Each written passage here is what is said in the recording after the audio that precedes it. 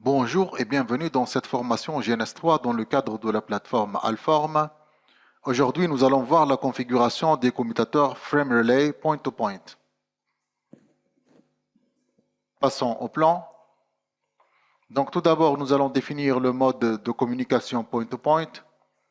Par la suite, nous allons configurer le commutateur Frame Relay, toujours dans le contexte de communication Point-to-Point. Passons à la définition du mode de communication point-to-point.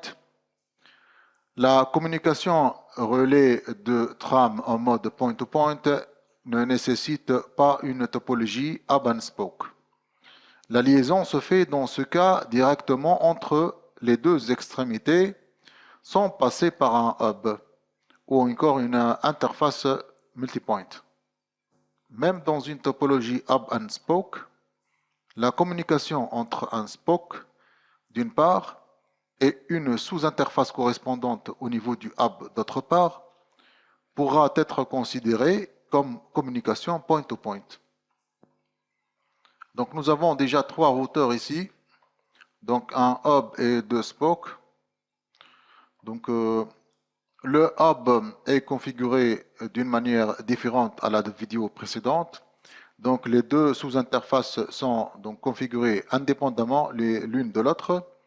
Déjà, la première sous-interface admet son propre DLC et sa propre adresse IP qui donc appartient à un réseau qui diffère du réseau utilisé ici au niveau de la deuxième sous-interface. Essayons d'ajouter donc un commutateur Frame Relay. Donc nous allons commencer par le configurer. Donc, il faut donc ajouter les entrées de mapping appropriées. Donc, dans ce cas, nous supposons que nous allons utiliser trois ports. Le port 1 est lié, donc, ou encore est relatif au hub, le port 2 relatif au SPOC 1 et que le port 3 est relatif au SPOC 2. Donc, essayons de configurer les entrées donc du mapping. Donc, le port 1 sera au niveau des sources. Donc, et le port 2 sera donc le port destination. Donc, la destination vers le SPOC 1. Les DLC sont donc arbitraires, mais ils doivent refléter donc une certaine logique. Donc le 1 représente le hub ou le port 1 et 2 représente donc le port 2 du côté du SPOC 1. Au niveau de la destination, c'est-à-dire on va donc dans ce sens-là, donc ça sera donc 201, c'est-à-dire le port 2 et le port 1, c'est-à-dire le sens va du port 2 vers le port 1, donc dans le sens du hub. On ajoute donc cette entrée et on configure la deuxième entrée qui part du hub donc vers le SPOC 2. Ce sera donc 1 ou encore 1 comme port et 103 comme DLC. Donc le 1 représente le port 1 ici et 3 représente le port 3 vers le SPOC 2. De la même manière, on configure le port 3, mais la destination sera inverse, c'est-à-dire du SPOC 2 vers le hub. Donc ça sera donc 301. 301. Donc 3, donc 3 pour représenter le port 3 et 1 pour le port 1. Donc une fois le mapping est configuré, nous passons donc à la liaison ou encore à connecter les divers donc, routeurs au port correspondant. Donc une fois les routeurs sont liés donc, au commutateur, nous passons à la configuration du hub. Donc essayons de lancer donc, l'ensemble des machines et lancer les consoles. Commençons par la configuration du hub. Nous allons entrer au niveau de la configuration globale. Et puis au niveau de l'interface principale, l'interface série 1/0, nous allons activer cette interface et puis configurer l'encapsulation pour qu'elle soit frame relay. Donc une fois c'est fait, nous devons désactiver le mode split horizon. Et il est conseillé de le faire au niveau des topologies frame relay, au niveau du hub. Donc, ça sera no IP split horizon. Ou horizon, je m'excuse. Donc, EIGRP 1. Et nous utilisons EIGRP comme protocole de routage par la suite. Et le 1 est relatif au autonomous number utilisé dans ce cas-là. Donc nous allons sortir de l'interface principale et entrer au niveau de l'interface ou la première sous-interface pour la configurer. Donc ça sera donc 1.0. Ou encore 1/0.1. Le mode sera point-to-point. L'adresse IP, ça sera donc la 197.0.0.1 avec un masque 255, 255, 255, 252. C'est le /30 parce qu'il s'agit donc d'une liaison entre deux routeurs. Donc nous configurons aussi ou encore nous affectons le DLC donc relatif à la première sous-interface qui est donc le 102.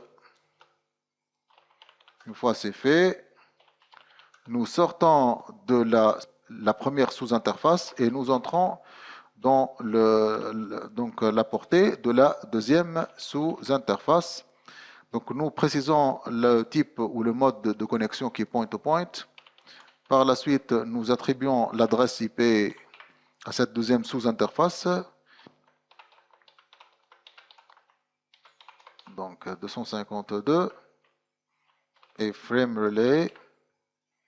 Donc frame relay interface DLC. Donc nous allons utiliser le DLC 103. Donc ici, les deux interfaces sont bien configurées. Nous allons configurer le protocole de routage qui sera donc EIGRP avec l'autonomous number 1. Le premier réseau, c'est le 197.0.0.0. Le deuxième réseau, c'est le 41.0.0.0. No auto summary, exit, et le hub est configuré.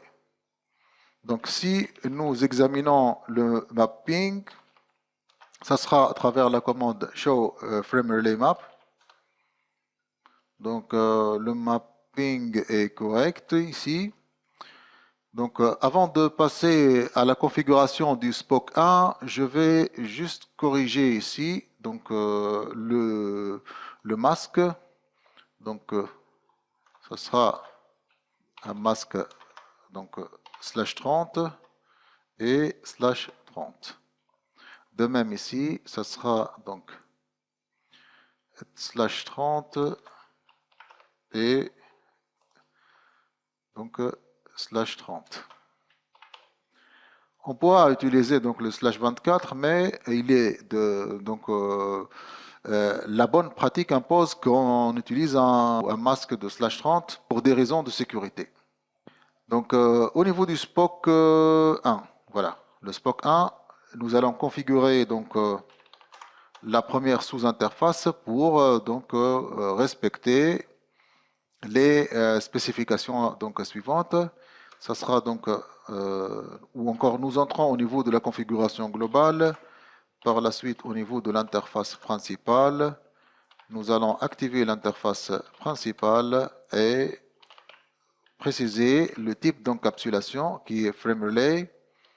Une fois c'est fait, nous sortons de l'interface principale pour entrer au niveau de la sous-interface S1/0.1.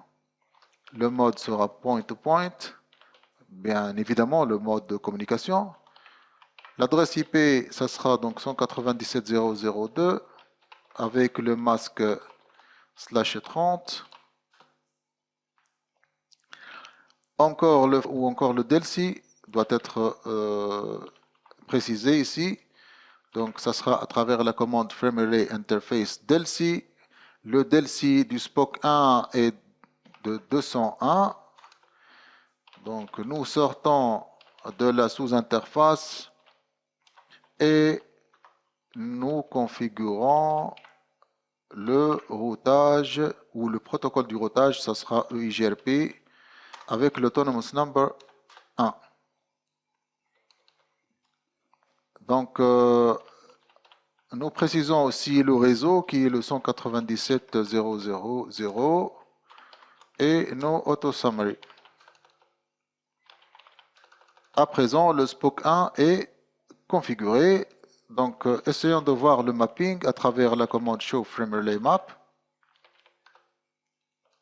Donc, le mapping est correct.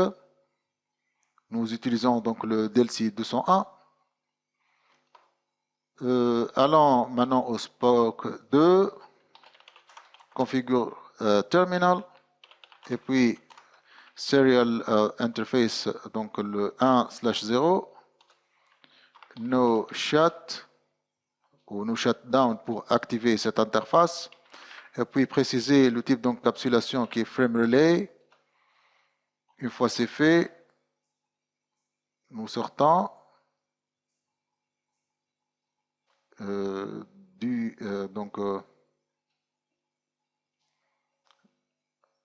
l'entrée de l'interface principale et nous entrons au niveau de la sous-interface.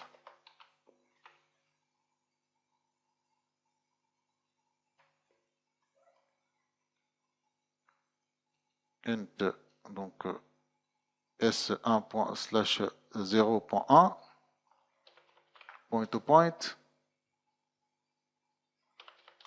IP address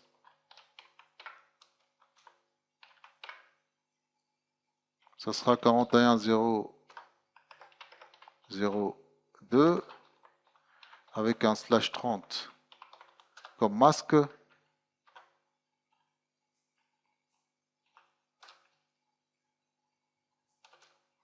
Donc une fois c'est fait, nous précisons ou nous affectons le DLC qui sera 301.